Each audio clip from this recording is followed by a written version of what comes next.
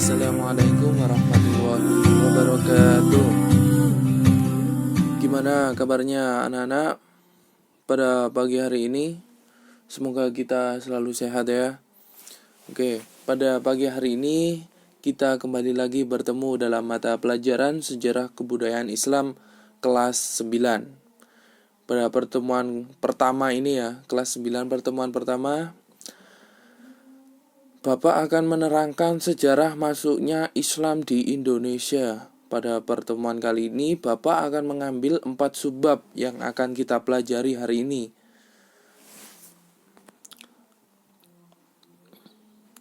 Yang pertama yaitu kondisi masyarakat Nusantara sebelum Islam. Yang kedua, proses masuknya Islam ke Nusantara. Yang ketiga, teori masuknya Islam ke Nusantara. Dan yang terakhir, corak Islam di Indonesia. Bismillahirrahmanirrahim. Yang pertama yaitu kondisi masyarakat Nusantara sebelum Islam datang. Jadi anak-anak, Islam itu masuk ke Indonesia itu sekitar abad ke-7 sampai 16 Masehi. Proses masuknya pun pada umumnya berlangsung secara damai. Dengan kata lain, bisa diterima oleh masyarakat Nusantara. Islam masuk ke Indonesia melalui jalur perdagangan. Menurut berbagai teori, bisa ada teori Arab, teori Gujarat, teori Persia, dan Cina. Salah satunya para pedagang dari Arab seringkali harus singgah beberapa bulan di Indonesia menunggu pergantian angin muson barat ke angin muson timur sejak sekitar abad 7. Dan sebagian besar saudagar dari penduduk Cina, terutama di Cina bagian barat, itu telah memeluk Islam anak-anak, serta sebagian dari mereka menjalin perdagangan dengan masyarakat Indonesia. Kondisi masyarakat Indonesia sebelum Islam dapat dilihat dari beberapa aspek, di antaranya ekonomi, budaya, agama, politik, dan bersuku-suku bangsa. Yang pertama yaitu ekonomi. Penduduk Indonesia sebelum Islam memiliki berbagai mata pencaharian. Di antaranya mereka ada berdagang, bercocok tanam, berternak, serta berlayar atau menjadi nelayan. Penduduk Indonesia mayoritasnya bercocok tanam, terutama yang tinggal di pedalaman. Adapun yang tinggal di kawasan pesisir, rata-rata mereka menekuni profesi sebagai nelayan atau pedagang dan pedagang juga. Indonesia terletak di daerah tropis sehingga mengalami hujan lebat dan sinar matahari hampir sepanjang waktu yang merupakan elemen penting. Hampir sebagian waktu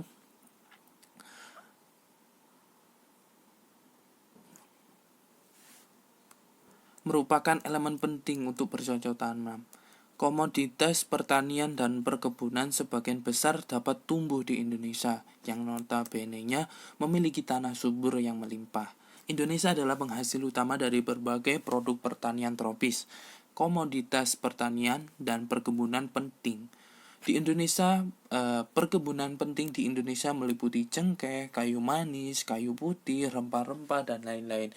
Inilah yang membuat saudagar dari negara lain ingin ke Indonesia. Yang kedua, budaya. Penduduk Indonesia terdiri dari berbagai suku bangsa yang masing-masing daerahnya mempunyai corak seni, budaya, dan bahasa yang beragam. Berbagai perbedaan itulah yang membuat keanekaragaman suku bangsa di Indonesia. Keanekaragaman atau pluralitas tersebut merupakan kekayaan bangsa yang tidak ternilai harganya, sehingga harus tetap dipertahankan dan dilestarikan sampai saat ini. Pada saat itu masyarakat Indonesia itu berdampingan walaupun beda agama itu sejak dulu. Lalu yang ketiga, kondisi agama. Masyarakat yang tinggal di Indonesia sebelum Islam sudah mengenal agama. Masyarakat yang tinggal di Indonesia sebelum Islam sudah mengenal agama atau kepercayaan. Mereka sudah memeluk agama Hindu, Buddha, dan sebagian menganut kepercayaan Kapitaya. Agama Hindu lahir di India sekitar tahun 1500 sebelum Masehi dengan kitab suci Weda. Adapun agama Buddha dengan kitab suci Tripitaka lahir di India kurang lebih tahun 500 sebelum Masehi. Sementara itu, Kapitaya adalah sebuah kepercayaan yang memuja Sang Hyang Tea, yakni bermakna hampa atau kosong. Mereka mendefinisikan bahwasanya Sang Hyang Taya adalah Sang Hyang Widi dan Kena Kinaya Ngapayan Ana Paladudu, atau Tuhan itu tidak boleh diserupakan atau bahkan terlintas gambaran di pikiran kita. Kalau sampai diwujudkan, maka itu berarti bukan Tuhan. Sedangkan para orientalis mengklasifikasikan kepercayaan nenek moyang Indonesia dalam dua jenis, yaitu animisme dan dinamisme. Selanjutnya anak-anak, yang keempat yaitu kondisi sosial politik. Sebagai pelabuhan, pusat perdagangan, dan pusat kekuasaan, Sriwijaya banyak dikunjungi oleh pedagang dari Persia, Arab, dan Tiongkok. Sebelum Islam datang ke Indonesia pada abad ke-7 sampai ke-12, Sriwijaya pada saat itu merupakan masa kejayaannya baik dalam bidang politik, sosial, maupun ekonomi. Kejayaan yang dialami Sriwijaya sangat ditentukan oleh letak wilayahnya sebagai kerajaan maritim. Dalam hal ini, Sriwijaya merupakan bagian dari jalur perdagangan internasional. Nah, inilah kenapa Indonesia banyak didatangi oleh saudagar dari luar negeri. Sebagai pelabuhan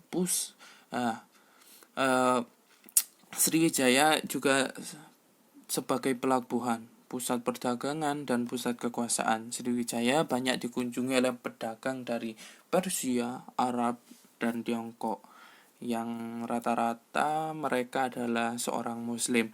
Namun memasuki abad ke-13, Sriwijaya menunjukkan tanda-tanda kemunduran. Kekayaan alamnya sudah tidak lagi menghasilkan dan kalah dengan Pulau Jawa. Yang kelima, yang terakhir anak-anak, yaitu kondisi suku bangsa.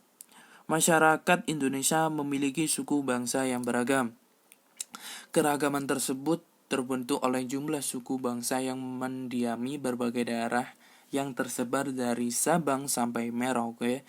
Setiap suku bangsa mempunyai corak seni, budaya, dan bahasa masing-masing. Berbagai perbedaan itulah yang membentuk keanekaragaman suku bangsa di Indonesia. Pluralitas tersebut merupakan kekayaan bangsa yang tidak ternilai harganya, sehingga harus tetap dipertahankan dan dilestarikan. Nah, proses masuknya Islam ke Nusantara. Masuknya Islam ke Indonesia secara umum, agama Islam masuk ke Indonesia melalui beberapa jalur utama. Jalur utamanya yaitu antara lain perdagangan, pendidikan, seni budaya, tasawuf, dan politik. Nah, perdagangan. Yang pertama, perdagangan. Kaum pedagang memegang peranan sangat penting dalam penyebaran agama dan kebudayaan Islam di Indonesia. Jadi anak-anak, para kaum pedagang itu paling berpengaruh prosesnya. Karena Islam dibawa dari Timur Tengah, karena Timur Tengah dulu itu Timur Tengah wilayah Arab, Mekah itu terlebih dahulu Islam sudah menyebar di sana. Lalu ada pendidikan, jalur langsung ada perkawinan. Itu slide-nya salah ya, asli harusnya perkawinan. Dari sudut pandang ekonomi, para pedagang muslim memiliki status sosial yang lebih tinggi dan unggul daripada kebanyakan masyarakat pribumi. Hal ini berakibat penduduk pribumi, terutama putri-putri bangsawan, tertarik untuk menjadi istri dari para saudagar tersebut. Sebelum menikah, mereka diminta masuk Islam terlebih dahulu. Setelah mempunyai keturunan, lingkungan mereka semakin meluas hingga pada akhirnya memunculkan kampung-kampung, daerah-daerah, dan kerajaan-kerajaan muslim. Jalur perkawinan ini lebih menguntungkan dan lebih mempercepat dalam penyebaran agama Islam. Sebab Jika terjadi perkawinan antara anak bangsawan, raja atau adipati karena mereka adalah orang-orang yang mempunyai kekuasaan dan pengaruh sosial kuat, maka keislaman mereka akan diikuti oleh masyarakat atau pengikutnya, sehingga turut mempercepat proses islamisasi di Nusantara. Selanjutnya, pendidikan. Proses penyebaran Islam juga dilakukan melalui jalur pendidikan. Dalam hal ini, model pembelajar dilakukan dengan cara sederhana. Menurut Kiai Haji Sahal Mahfud, model tersebut dinamakan dengan halakoh. Pembelajaran halakoh menyerupai cikal bakal pendidikan pesantren yang di kemudian hari berkembang menjadi pondok pesantren. Jadi dulu itu saudagar-saudagar itu mengadakan pengkajian. Nah, pengkajian itu berupa halakoh. Jadi para saudagar menerangkan, lalu para masyarakat itu berkumpul untuk mendengarkan saudagar tersebut. Lalu selanjutnya yaitu seni budaya. Saluran penyebaran Islam melalui kesenian yang paling terkenal adalah pertunjukan wayang. Sunan Kalijaga adalah tokoh ulama yang paling mahir dalam memainkan wayang. Ia tidak pernah meminta upah pertunjukan, tetapi mengajak penonton untuk mengikuti mengucapkan kalimat syahadatain. Sebagian besar cerita wayang masih dipetik dari cerita Mahabharata dan Ramayana dari India. Tetapi di dalam cerita itu disisipkan ajaran dan nama-nama pahlawan Islam, pendidikan, dan unsur-unsur filsafat atau mencari kebenaran. Sebagai contoh ya anak-anak, cerita berjudul Jamu Sekali Masada, Wahyu Tohjali, lalu Wahyu Purbaningrat, serta Babat Alas Wonomarto.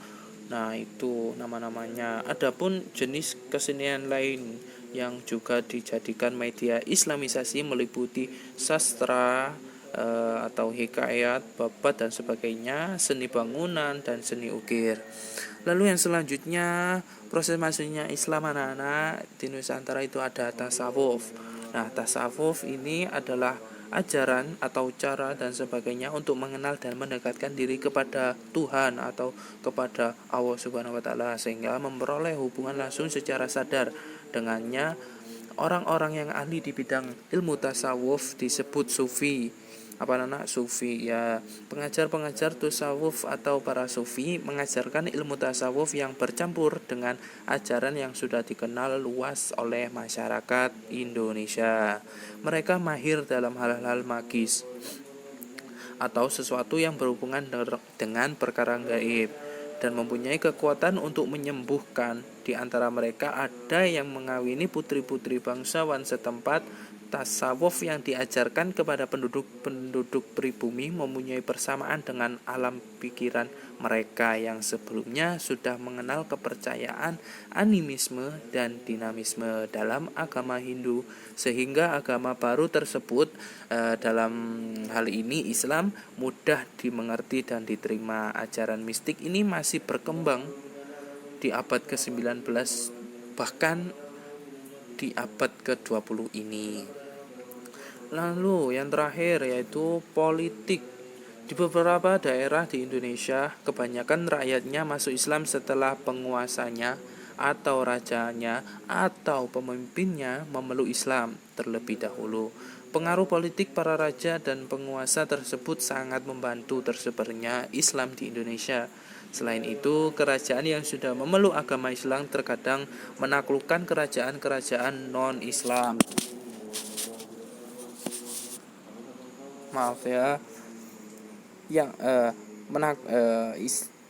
Selain itu, kerajaan yang sudah memeluk agama Islam terkadang menaklukkan kerajaan-kerajaan non-Islam. Kerajaan Islam menaklukkan kerajaan non-Islam. Wah, semakin kuat nih kerajaan Islam, maka banyak tuh yang berbondong-bondong masuk Islam. Kemenangan kerajaan Islam secara politis menarik penduduk kerajaan yang ditaklukkan untuk masuk Islam. Nah, yang selanjutnya yaitu teori sejarah Islam pertama kali masuk ke Indonesia. Dalam perkembangannya, teori ini dibagi menjadi 4 anak-anak. Yang pertama teori Gujarat, teori Mekah, teori Persia, dan teori Cina. Teori Gujarat. Teori ini mengemukakan bahwa Islam masuk ke Indonesia pada abad ke-13 Masehi. Bangsa Gujarat atau Jambai dari India diyakini sebagai pihak yang membawa Islam ke Indonesia. Teori ini teori ini didasarkan pada hal-hal berikut. Antara lain kurangnya fakta yang menjelaskan peranan bangsa Arab dalam penyebaran agama Islam di Indonesia. Lalu hubungan dagang antara Indonesia dengan India sudah lama terjalin melalui jalur Indonesia, Jambai, Timur Tengah, Eropa. Lalu adanya batu nisan Sultan Malik Al-Saleh atau Sultan pertama Kerajaan Samudra Pasai yang bertuliskan angka tahun 1297 bercorak khas Gujarat. Teori Gujarat didukung oleh Snook Hargonj, W.F. Saturn-Jain, and Bernard H.M. Fleeke. Para ahli sejarah pendukung teori ini lebih memusatkan perhatiannya pada saat timbulnya kekuasaan politik Islam, yaitu adanya Kerajaan Samudra Pasai. Hal ini juga bersumber dari keterangan Marco Polo dari Venesia, dari negara Italia, yang pernah singgah di Perwala pada tahun 1297. Ia menceritakan bahwa di Perlak sudah banyak penduduk yang memeluk agama Islam dan banyak pedagang dari India yang menyebarkan Islam di sana. Lalu ada teori Mekah. Teori Mekah merupakan teori yang baru muncul sebagai sanggahan atau penolakan terhadap teori Gujarat. Teori Makkah mengemukakan bahwa Islam masuk ke Indonesia pada abad pertama Hijriah atau abad ke-7 Masehi. Adapun orang-orang yang membawa Islam ke Indonesia berasal dari bangsa Arab, terutama Mesir. Teori ini didasarkan pada beberapa hal ya, anak-anak. Yang pertama, anak-anak, pada abad ke-7 tahun 674 Masehi di pantai barat Sumatera sudah terdapat perkampungan Arab. Dengan pertimbangan bahwa pedagang Arab sudah mendirikan perkampungan di Kanton sejak abad ke-4.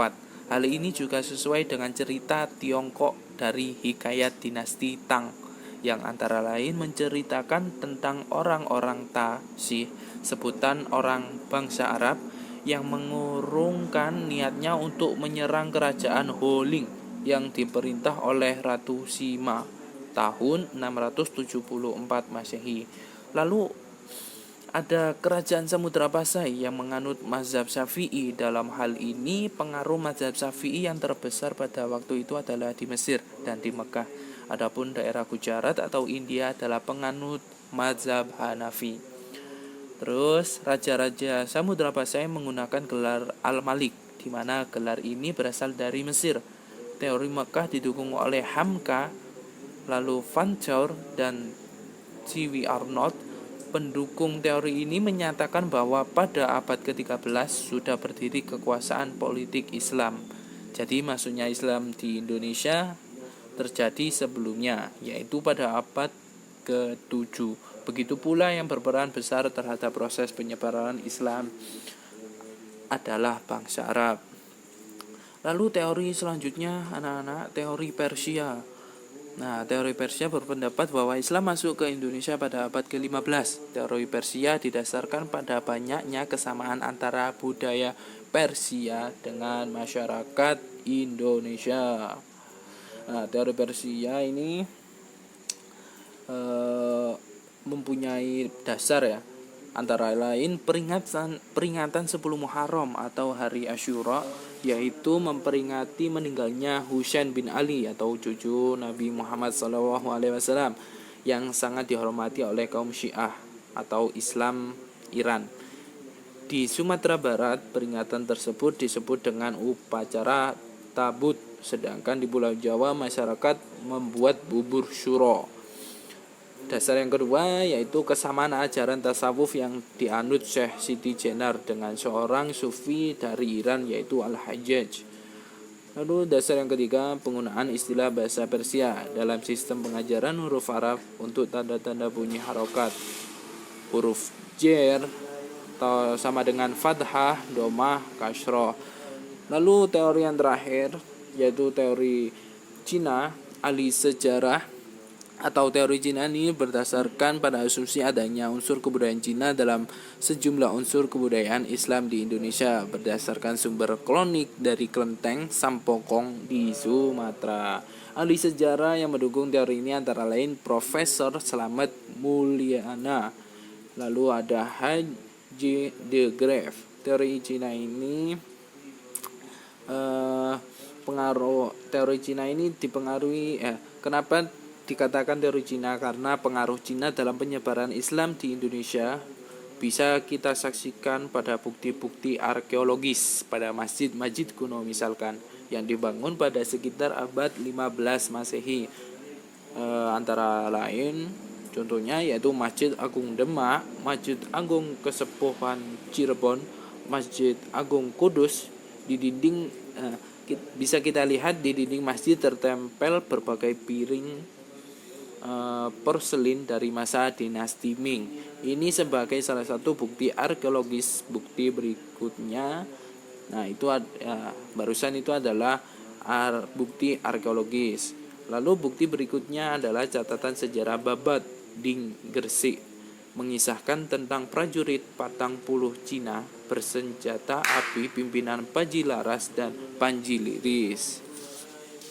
Itulah empat teori yang mengatakan Islam pertama kali masuk ke Indonesia.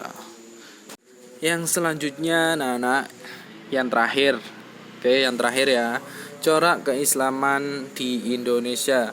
Dalam perkembangan sejarah dakwah Islam, para mubalik menyampaikan ajaran Islam secara bijaksana melalui bahasa budaya sebagaimana dilakukan oleh Wali Songo.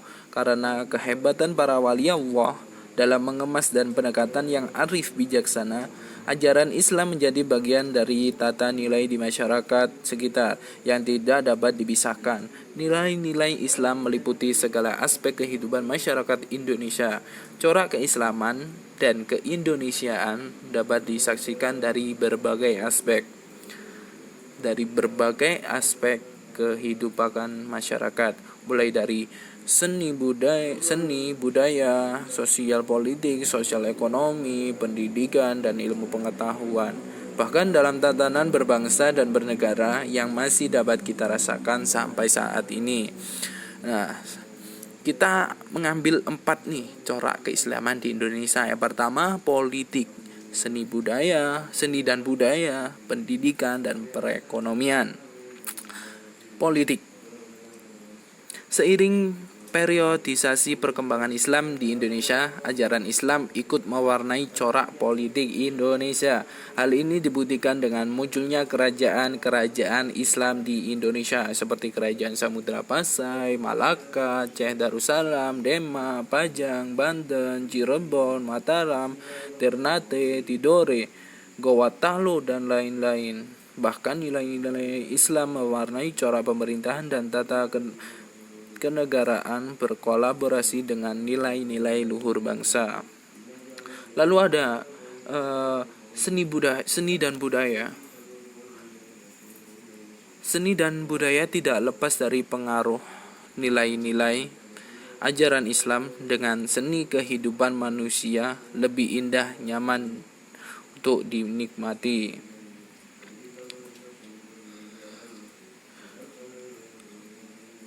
Kesenian termasuk dalam unsur kebudayaan. Banyak seni dan budaya Indonesia yang bernuansa Islam seperti hadroh, rebana, qasidah, kaligrafi, seni lukis, seni pahat, tari zapin, pakarena, burakne, sandur, tari pergaulan, berzanji, kitan, sekaten, rajaban, mauludun, nyadran, kenduri, menata, konde, dan masih banyak lagi. Itulah kenapa seni dan budaya sangat berkembang di Indonesia. Lalu pendidikan, untuk menganalisis masuknya pendidikan Islam di Indonesia, pendidikan pesantren, mengambil pendidikan pesantren guna menyebarkan dakwah Islam. Dalam hal ini Indonesia memiliki letak yang strategis dalam rangka pelayaran dan perdagangan, sehingga menjadi salah satu sarana masuknya ajaran Islam. Para saudagar atau ulama termasuk wali berperan besar terhadap penyebaran Islam. Mereka pada mulanya singgah dulu di sana, lalu kawin dengan putri bangsawan, lalu mendirikan pesantren guna menyebarkan dakwah Islam di Nusantara terutama. Lalu yang keempat yang kita bahas di materi terakhir ini yaitu perekonomian. Perekonomian sebagai salah satu pilar tegaknya sebuah peradaban sedikit banyak mendapat corak keislaman. Perekonomian sebagai salah satu pilar Nilai-nilai ajaran Islam telah terpatri dalam sanubari setiap muslim, apapun profesinya, sehingga di dalam menjalankan segala aktivitas selalu dilandasi karena Allah dan mencari keridhoannya. Sejarah mencatat banyak tokoh muslim Indonesia yang sukses dalam bidang perekonomian. Muhammad Hatta misalkan, salah satu tokoh muslim yang ikut mewarnai perekonomian Indonesia. Dengan nilai-nilai keislaman yang dikenal sebagai babak koperasi, di mana badan usaha berbentuk koperasi merupakan saka guru perekonomian Indonesia.